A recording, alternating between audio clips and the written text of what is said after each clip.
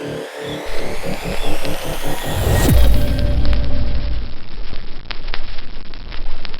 morning, everyone. This is Beth Guide with Talking Purple, and in today's episode, we're going to cover a few things that have happened over the course of this week. There's like so much going on that I have to pick and choose what we're going to talk about. Um, as we heard, the government shutdown is over, and I want to talk through some points on that. I want to touch on Obamacare a little bit. I want to touch on the economy a little bit. And then I also am going to touch a little bit on Jeffrey Epstein and the problems with social media again.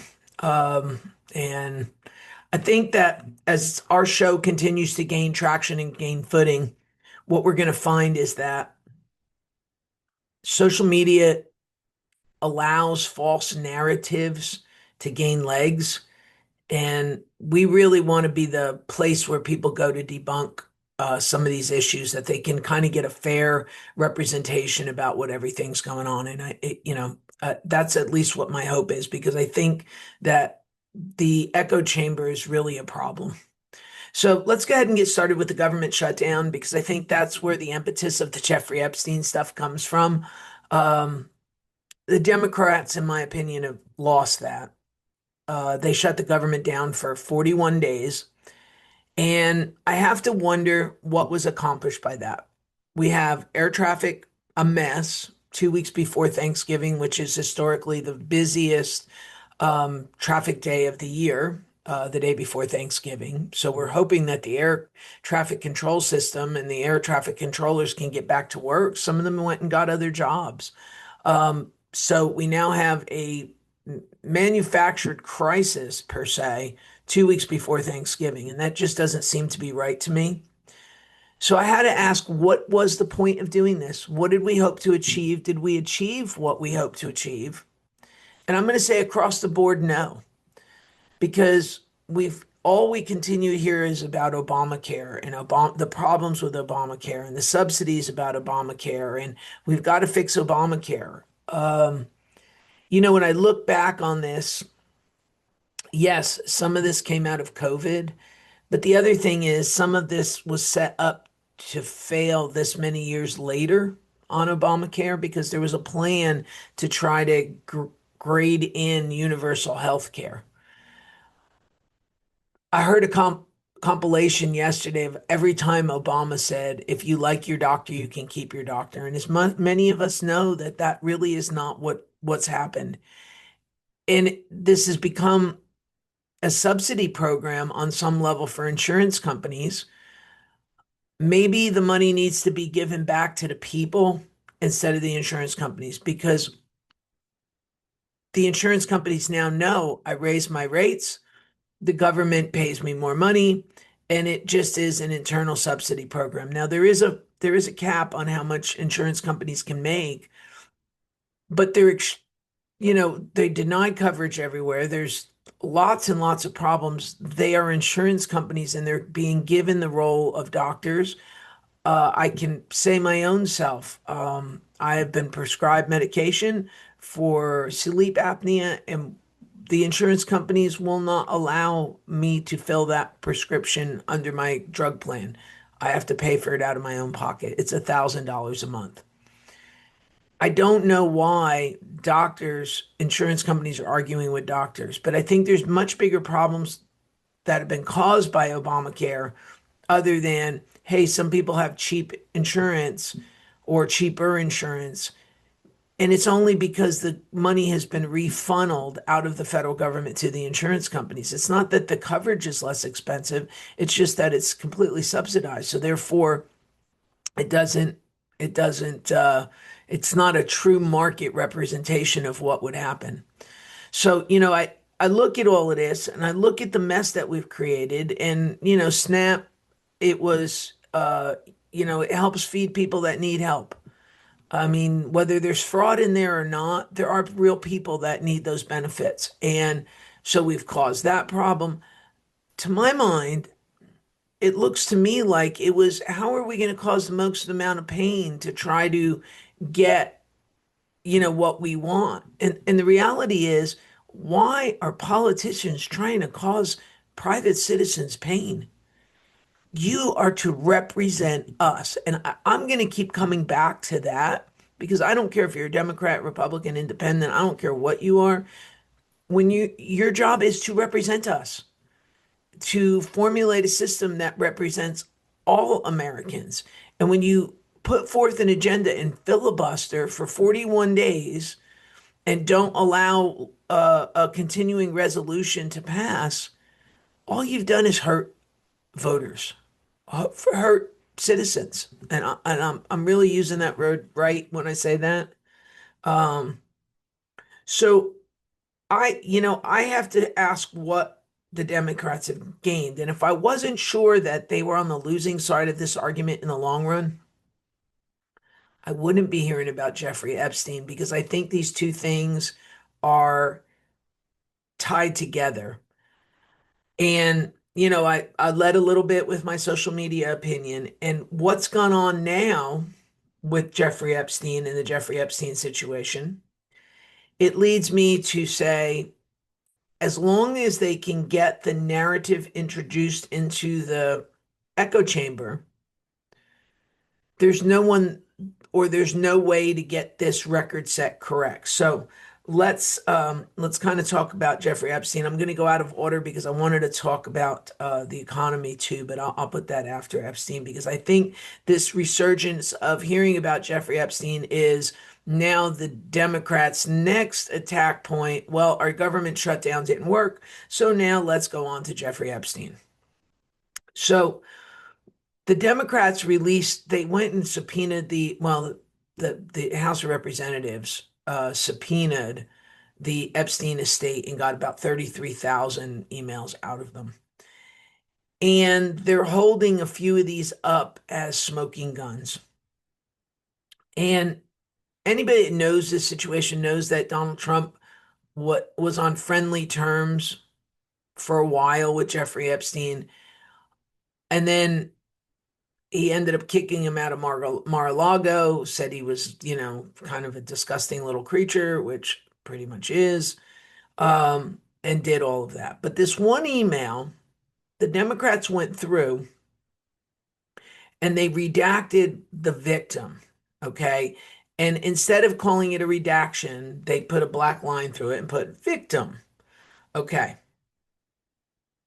The person that they redacted is Virginia Giuffre.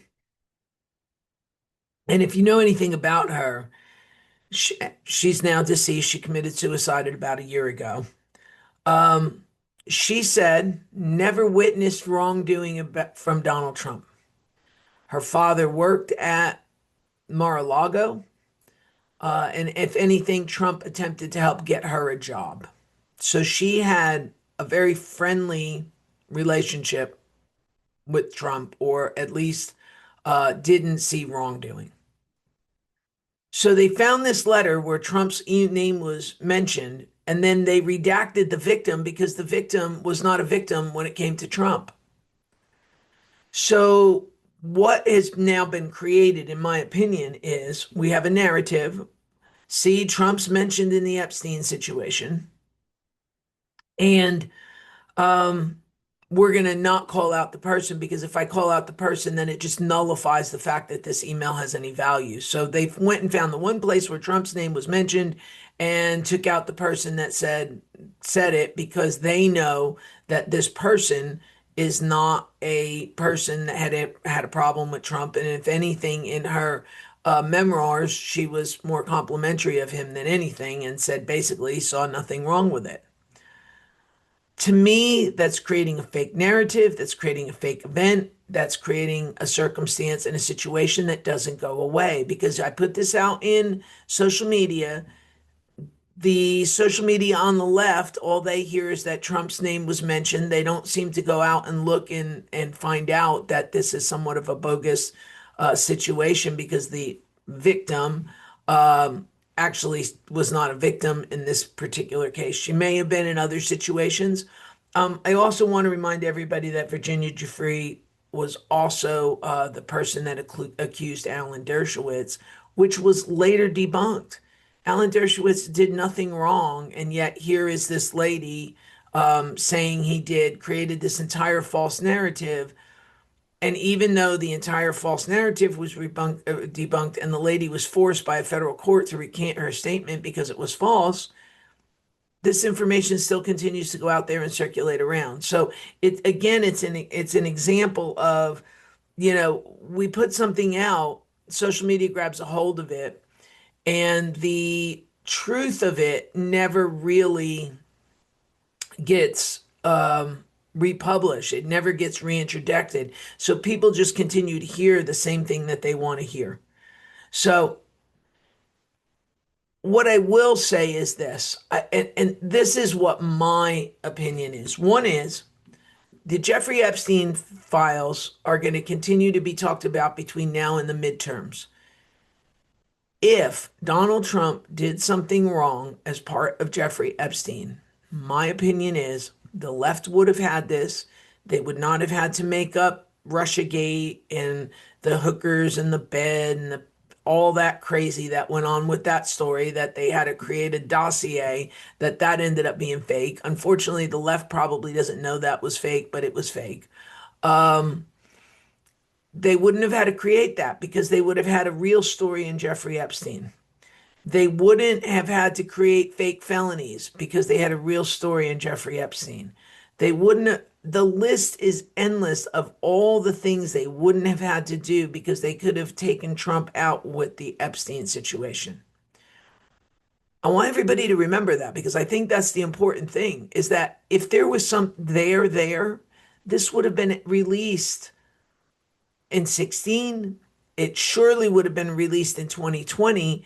And oh, by the way, from 2020 to 2024, the Democrats had control of the apparatus. And if there was something there, it would have been released to stop Trump in 2024. So I I don't know. I don't have a crystal ball and I won't be able to. But what I can say is with empirical evidence, I can kind of see that possibly there's nothing there. I'm going to say nothing's there because why would I need to invent stories if, I mean, this thing goes back to 2011. So it's not like it's new information, but I really think more to the point, what I think is this. I think there's Congress people mentioned in this thing. There's senators mentioned in this thing. There's world leaders mentioned in this thing. And at the end of the day, this is not going to come out until after the midterm elections. They do not want everybody that can be implicated. So we're going to continue to drip and try to smear the president with this. And I use the word smear because we're redacting victims that already said I had no problem with this guy. So that tells me alone that there's a situation there that shouldn't be there. It's like my personal opinion is that this will come out after the midterms and the dust will fall where it may. Um, the one thing that I do wonder if I've got to be, and I'm gonna say that I think there's more to this story, and I'll explain why I'm saying that here in a second. If I was Trump, and I don't know that I necessarily care about all of this, and I'll explain in a second. I would just release the whole thing and let the chips fall where they may. I think that there's some national security issues involved in here because some of the people, like, look, Prince Andrew got caught up in all of this. I think that there is some bigger issues that are wrapped up in this, and there's some people involved in this that they really don't want out there. And I don't think it's Trump that they don't want out there. I think there's other people that they don't want out there. Who they are, I'm not even going to speculate, but I just think that there's world leaders and high profile people. I mean, I have heard, and I don't, you just kind of read. And again, I always say everything on the internet is, you don't know what's real and what's not.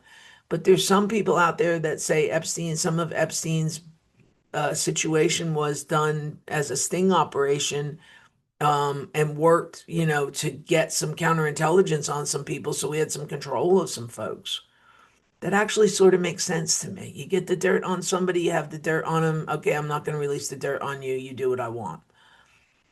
I don't know that that's a bad approach to things, and I'm not sure that that's not what wasn't done here.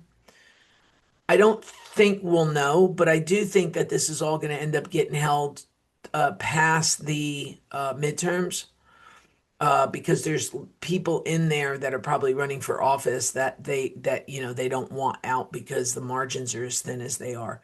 Again, I come back to what's in the best interest of people at large and what's in the best interest of leaders, and what's in the best interest of the country. That's the question that is on my mind with this. Um, But I'm gonna say I'm gonna think when the dust settles on this, we're gonna find out that Trump really was typical Trump. He kicked the guy out. They were friends. He found out what he was doing, found out what a slime bucket he was, and called it quits and kicked him out of Mar-a-Lago. Didn't want to get involved with it. Um, what I will also say is that, and I think that the people across the country, I mean, I lived in Texas 28 years now, or 38 years rather. What I will say is that there is a definite difference in the way I am and the way living in Texas presents itself. Um, I have my New York attitude. I grew up 20 minutes outside Midtown Manhattan. My influence, my friends, my everything all have that New York bravado about it. Trump has that New York bravado about it. Now, when I'm here, a lot of people don't understand that attitude. They take me seriously on things that I say, or I have to disclaim them and say, okay, I'm just kidding. It was just a joke. Um, I'm a straight shooter. I don't sugarcoat things. I think there's a mentality that comes out in the Northeast, and I think Donald Trump has that, and I think that it insults the sensibilities of some of the folks that live in the middle of the country. Those people are the ones that are never Trumpers, have Trump derangement syndrome. Some of the moderate Republicans, the George Bush Republicans, and I mean George Bush, Daddy Bush. I don't mean although Junior Bush had the same thing about him. And it's kind of funny, at least to me, is that I see it. We use the term RINO quite a bit. That we're Republican in name only. But that's being described because those people are not conservative enough for us. And I think we actually I know you can say the word rhino and it makes sense. But the reality is, again, my opinion is that there is a Rockefeller 70s contingent of Republicans running around in the Republican Party. I think they're a very small minority, whereas now the conservative, make America great, make common sense good decisions, strong borders, sensible policies on immigration, trying to do what's right for people, just the core adhering to the Constitution of the United States and not rewriting the Constitution when it's inconvenient. I think there is a conservative part of the Republican Party, and then there's the old Rockefeller Republican, John McCain, George Bush, that is, and I do a lot of work with Republicans here in Houston, and I see it, like I can just tell by when somebody talks to me where they're coming from, whether they're coming from this, centrist Republican Party or they're coming out of the MAGA Republican Party. And I really do think that there's two different factions here. I'm more on the Constitution side. I'm more on the, I don't like the Bush Republicans, as much. I don't mean that badly, against them, because I think some of them are coming around now and having, far more common sense solutions. But I think there's a lot of these folks running around, and this is where this kind of all comes down to. So I think that what we're going to find is that the Epstein situation, which is where I had kind of started this, we're going to figure out that the Epstein situation, there's more going on that meets the eye. That Donald Trump didn't do something wrong, but the reason he's not releasing it is not because of his own personal interest, but because of what's in the best interest of the country, uh, and not to undermine people.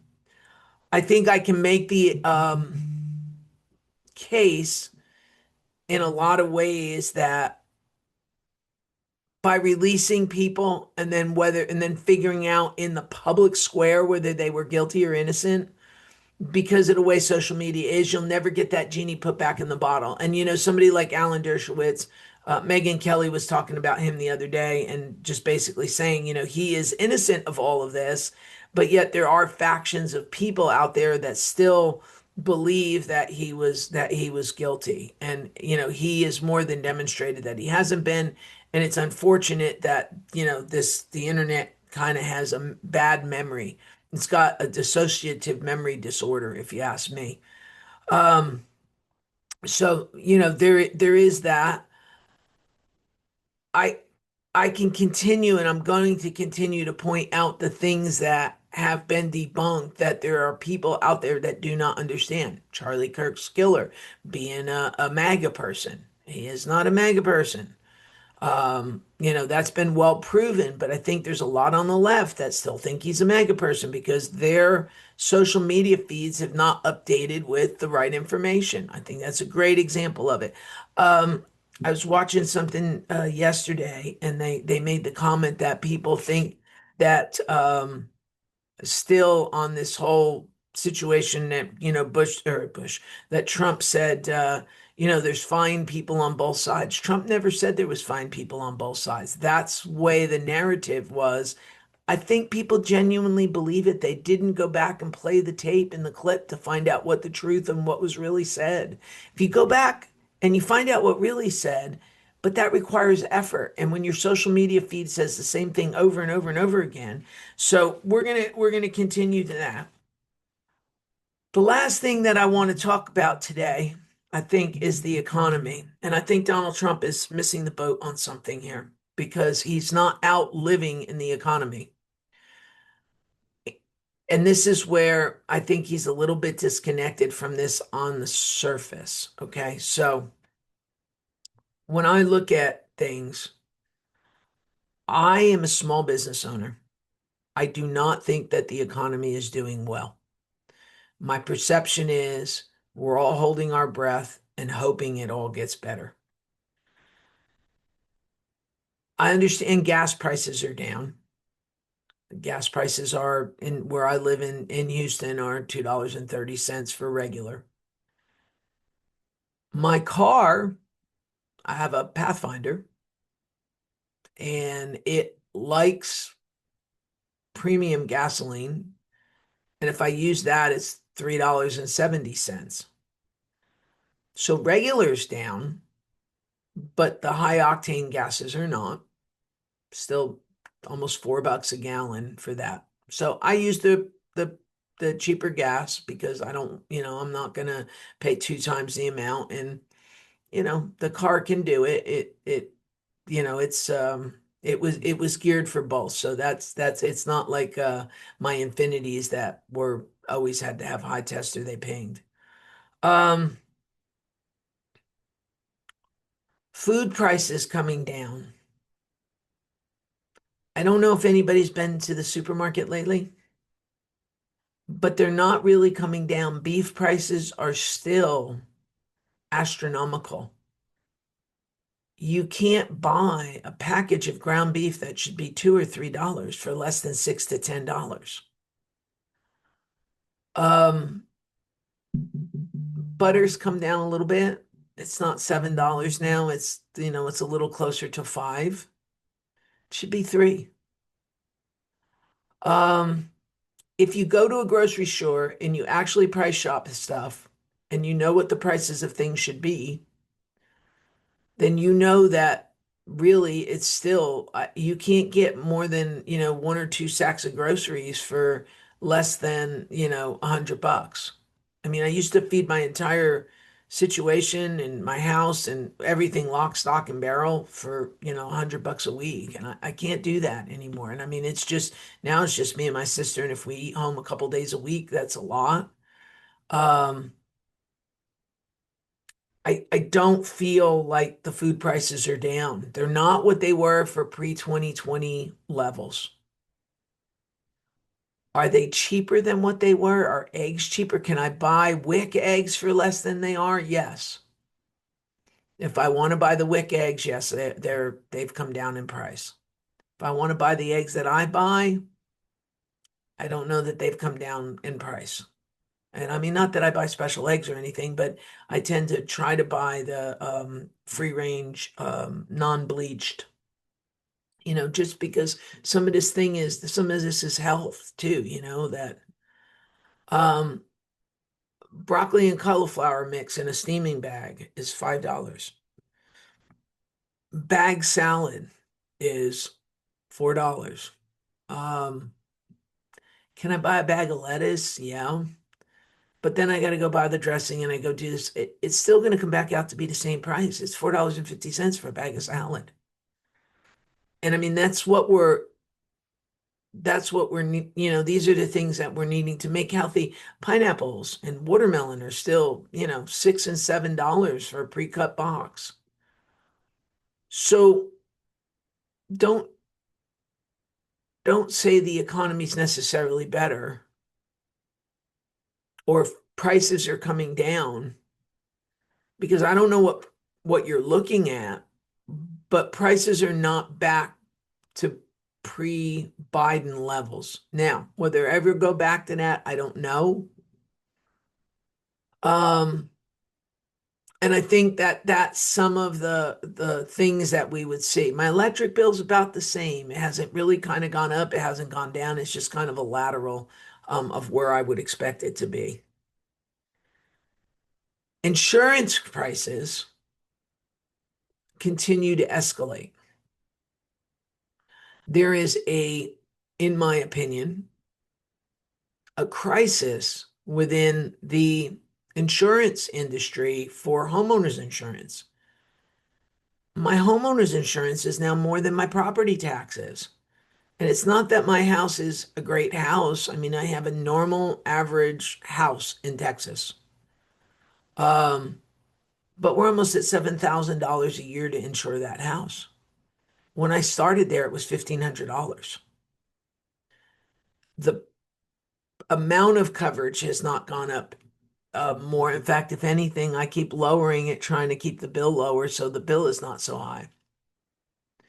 Car insurance, extremely off and I understand these are state regulated situations, but on the other side of the coin is I'm saying that they're up. They're up because the price of lumber is more expensive. The price of, rebuilding costs are more expensive. The cost to repair the parts on your car when it gets in an accident are more expensive. So the insurance prices continue to go up for a few reasons. One, we have a lot of uninsured motorists here in Houston. So you have accidents that have nobody to bill.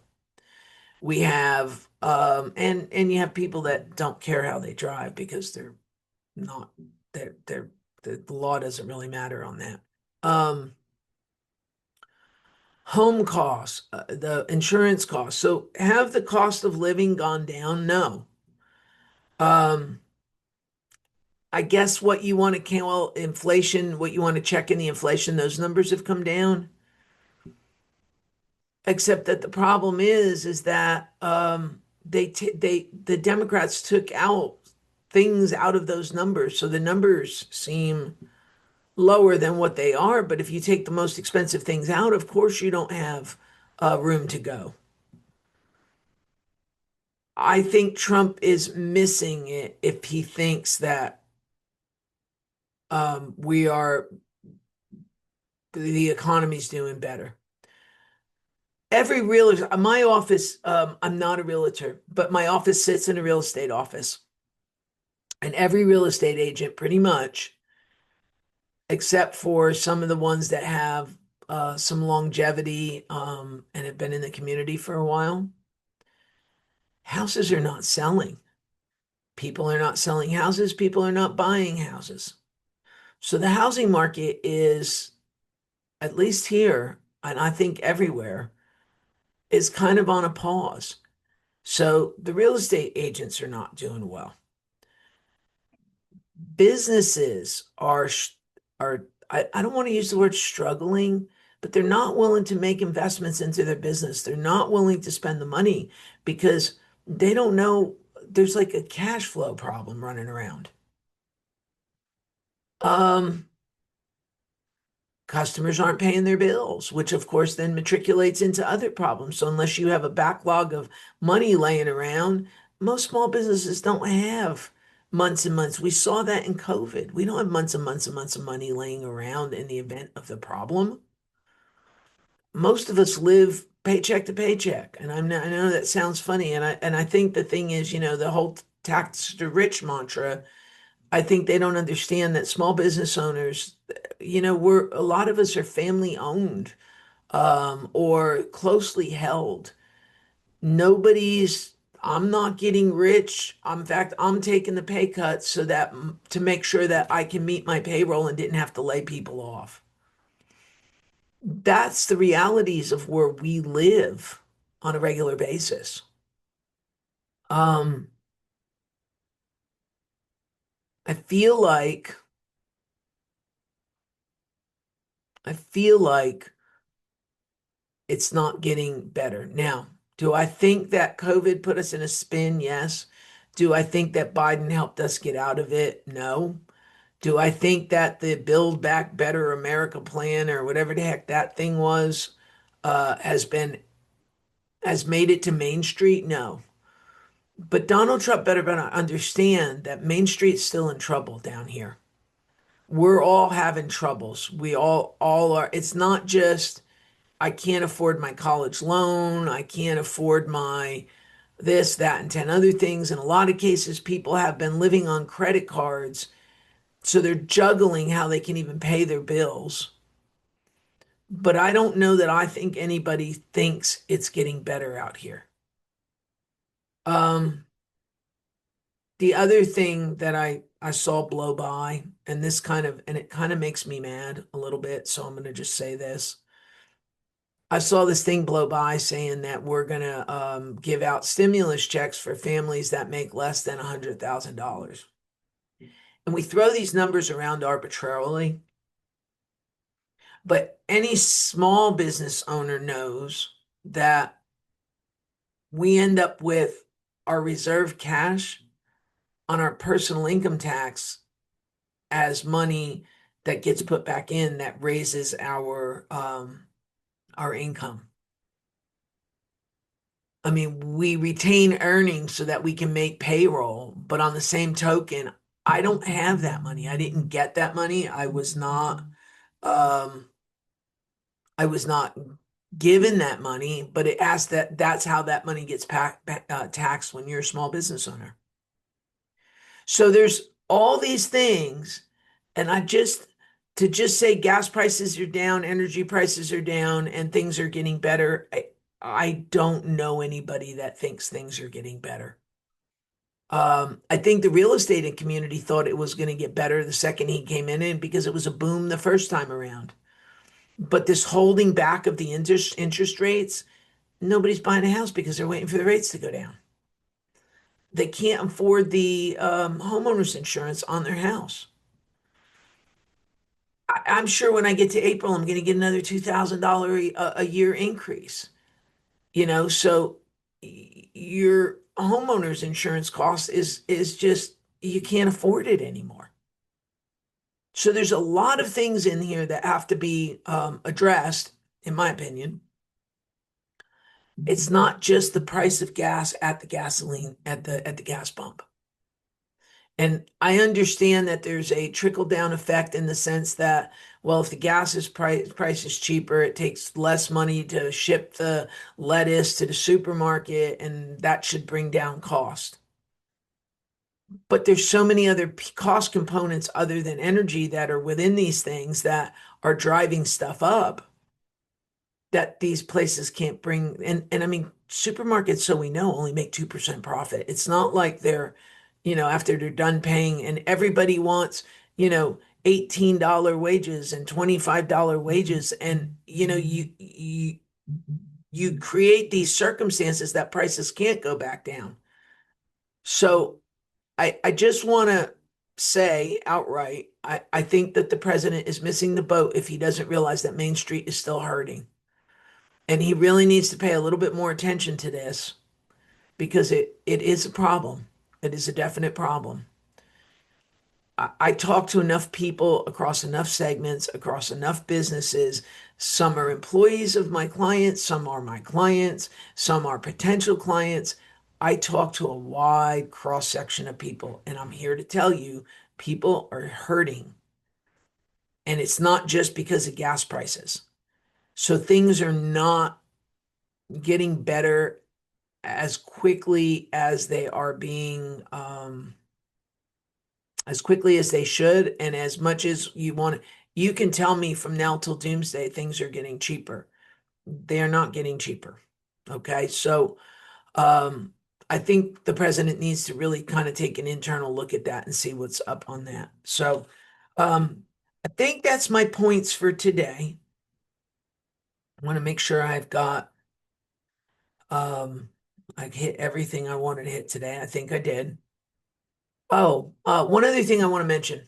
I did forget something. I'm a little bit late with this, but we have had an awesome showing here out in Kingwood for our veterans and our veterans events. Kingwood Country Club and some of our people stepped up and they did a business expo. They had a banquet for our veterans that our veterans were recognized. It's amazing to me how many of our local elected officials have served in the military. So I do that. I want to say that. My Congressman Dan Crenshaw had an awesome event out here on the lake, and I think the estimated attendance was, between 500 and 700 people. And it was all about veterans. It wasn't about politics. It was about thanking vets. And I really, I want to say thank you. My dad was Air Force, and my person in this world, they were Air Force. And when I say all of that, it makes me, um, I'm just an Air Force person. There's just a lot of people in my life that are Air Force that's my place. But the amount of people that came out and the service amount that came out for everybody was tremendous. The showing was tremendous. Kingwood is such a special place. Um, and the amount of support out here in this area is just phenomenal. And I just want to tell our vets, thank you. If you serve, thank you for your service. If you're a Vietnam veteran, welcome home. And I just can't thank you enough. And that's so I just wanted to make sure I covered veterans, and I wanted to give a nod to this community and its commitment to our vets and our elected officials who are vets. And yeah, it was a great weekend, if you will, a celebration that, started on Friday with the women's group out here and ran all the way till Tuesday night. That it was just an exceptional showing. So um, anyway, everybody have a great day. Have a great week, rest of your week, and I will be back soon with the next bunch of stuff that we need to talk about. Until then, have a good one.